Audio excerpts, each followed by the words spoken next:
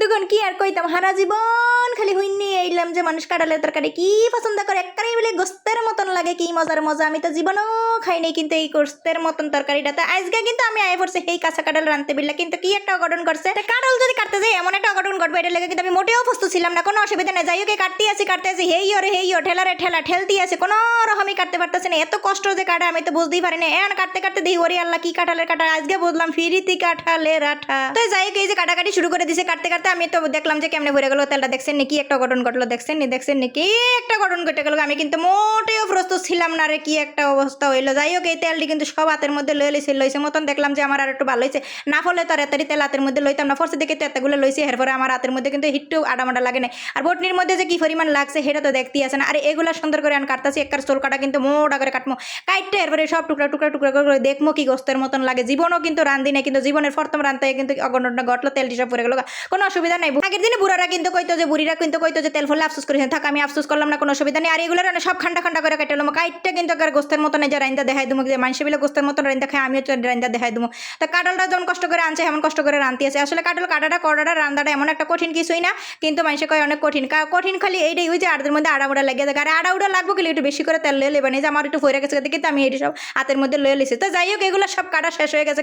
কাটানোর পরে সকলে আবার দিয়ে লিছে, নাইলে আবার গাইদের মধ্যে কইতে পারেন। কোড়নের পরে দোনের পরে এবার যে কামটা করবো প্রেশার কুকারের মধ্যে দিয়ে লিছে। আগে একটু পানি বেশি করে দিয়েছে, মানে হিদ্ধ করে কিন্তু বাপ দিয়ে পানিটা হালাই দেবো।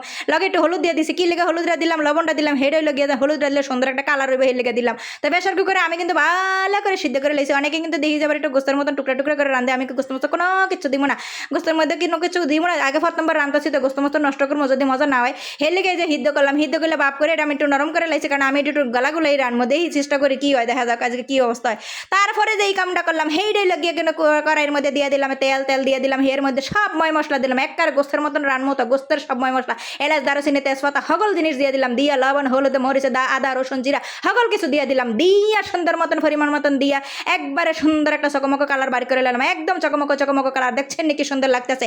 এরপরে যে কামটা করবো হেইডা হইল গিয়া জানেন চিকেন স্টাইলে লাড়াচাড়া করতে হবে, লাড়াচাড়া বন্ধ করা যাবে না, একদম মশলা কষানো হয়ে গেছে। আর এই যে তেলটা ওখানে যেই কামটা করতে হবে, এই যে হিদ্ধ করে রাখছিলাম আমি কাঁঠালের কি জানেন কাঁঠালের টুকরাগুলো, সেইগুলো এখন যে হিদ্ধ করে রাখছে সেইগুলো কিন্তু এই যে কড়াইয়ের মধ্যে এখন দিয়ে দেবো, বুঝছেন। আর এই যে দিয়ে দিচ্ছে চাক্কাটা লড়াছড়া করতেছে, এটা কি বোঝেন নাই, জানি বোঝেন নাই এতক্ষণে। এটা হচ্ছে গিয়ে আদা রসুন, বুঝছেন, মোর মনে থাকে না আগে বের করে রাখতে। এইবার তো দিয়ে দিলাম যে সেই টুকরা করা হিদ্ধ করা সুন্দর করে যে হিদ্ধ করে রাখছিলাম কাঁঠালগুলো, সেইগুলো দিয়ে দিলাম। দেওয়ানের পরে এবার তো একবার লাড়াছাড়া করতেই আছে নিচে যাতে না লাগে।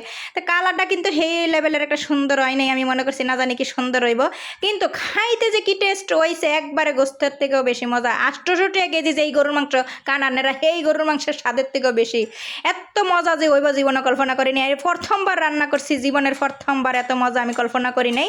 এই তো আজকের আমার রান্নাটা শেষ করে দিলাম, ওখানে লগে কিন্তু দিয়ে দিলাম জিরা গুঁড়া দিয়ে লাড়াচাড়া করলাম, একবারে হুগাই লাইছি, নিচে দা তেল বাইর করে লাইছি। দেখেন কেমন সুন্দর হয়েছে দেখতে, খাইতে কিন্তু মজা সেই লেভেলের মজা হয়েছে। যদি আজকের ভিডিও ভালো লাগে অবশ্যই লাইক করবেন, কমেন্ট করবেন, অবশ্যই শেয়ার করে দিবেন।